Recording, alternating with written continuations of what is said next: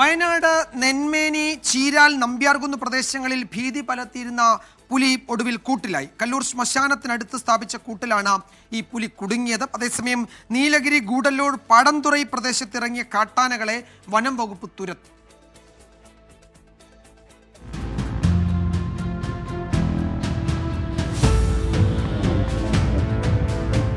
ആഴ്ചകളായി ചീരാൽ, നമ്പ്യാർകുന്ന് മേഖലയിൽ പുലിശല്യമുണ്ട്.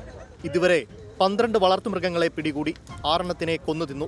ഇതിൽ വളർത്തുനായ്ക്കളും ആടുകളും പശുക്കുട്ടികളും ഉൾപ്പെടും. കല്ലൂർ ശ്മശാനത്തിനടുത്താണ് കൂട് വെച്ചത്. 17 ദിവസത്തിനിപ്പുറം പുലി കൂട്ടിലായി.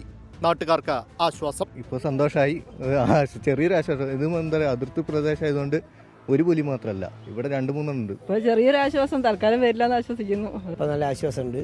പക്ഷേ ഇനിയിപ്പോൾ വേറെ ഉണ്ടോ ഇല്ലയെന്നൊന്നും പറയാൻ കഴിയില്ല. നിങ്ങൾ ഇനി പേടിക്കേണ്ട ധൈര്യമായിട്ട് കിടന്നുറങ്ങാം എന്ന് വിചാരിക്കുന്നു. പുലിയെ കുപ്പാടിയിലെ മൃഗപരിപാലന കേന്ദ്രത്തിലേക്ക് മാറ്റി. ആരോഗ്യസ്ഥിതി പരിശോധിച്ച ശേഷമേ തുറന്നുവിടുന്ന കാര്യം ആലോചിക്കൂവെന്ന് വനംവകുപ്പ് ഉദ്യോഗസ്ഥർ വ്യക്തമാക്കി.